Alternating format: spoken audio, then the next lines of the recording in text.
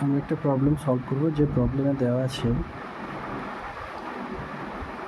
আর কোনো একটা বস্তুর সঞ্চয়পদ দেওয়া আছে, সেটা হচ্ছে t²-1, যেটা ভ্যারি করে টাইমের সঙ্গে, প্লাস 2t জেকার।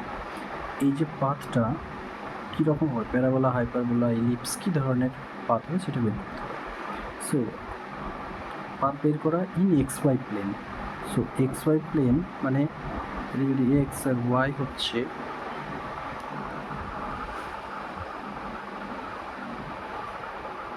তার মানে ব্যাপারটা হচ্ছে যদি এক্স আর ওয়াই মধ্যে রিলেশন বের করতে হবে, তাহলে আর ইজিক্যাল হচ্ছে xi cap plus y j cap.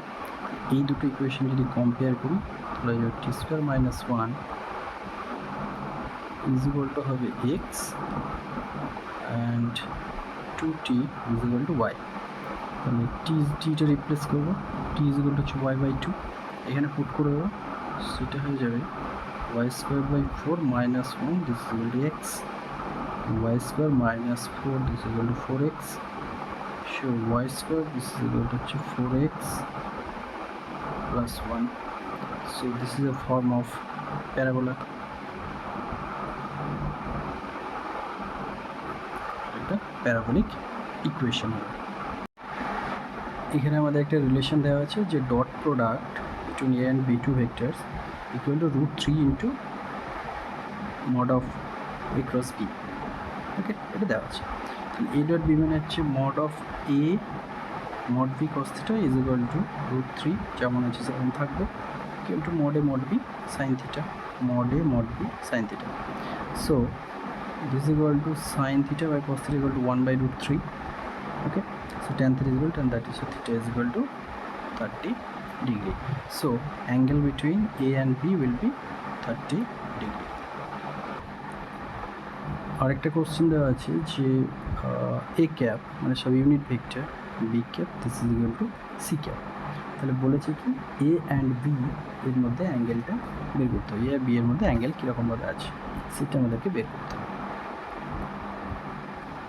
ওকে, তো সেটা বের করতে গেলে কী করব, আমাদের a cap plus b cap dot c cap মানে বোথ সাইডে গুণ করে দেবো, তাহলে এইটা হয়ে যাবে c cap dot c cap. Okay, so এবার এইটা থাকবে a cap plus b cap, এই c ক্যাপ মানে এই ভ্যালুটা বসিয়ে দেবো, dot a cap plus b cap this is equal to c cap dot c cap মানে 1। ওকে, সো এবার হয়ে যাবে a cap dot a cap plus b cap dot a cap plus a cap dot b cap plus b cap dot b cap this equal to 1। এটা রইল, তাহলে এটা 1, এটা 1, এটা a dot b equal to b dot a, দুটোই সমান, তাহলে 2 into a dot b plus 2 this is equal two 1 এটা। So a cap 2 into a cap dot b cap this is equal two 1 minus 1, so a cap dot b cap this is equal two minus half. তার মানে a cap mod of a cap mod of b cap cos theta, theta যদি a b এর মধ্যে angle হয় this is equal two cos 120। ওকে, কারণ cos 120 সমান হচ্ছে minus half,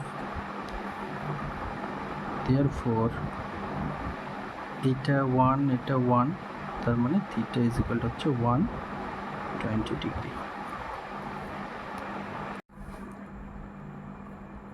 এই প্রবলেমটা দেওয়া আছে, এটা সলিউশন বের করতে হবে যে এর ম্যাগনিটিউড কত হবে। এটা স্কোয়ার, তার মানে cos থিটা, এটা ক্রস আছে মানে সাইন থিটা স্কোয়ার, সো এটা হয়ে যাবে সাইন স্কোয়ার। সো এই অ্যান্সারটা হয়ে যাবে a স্কোয়ার b স্কোয়ার।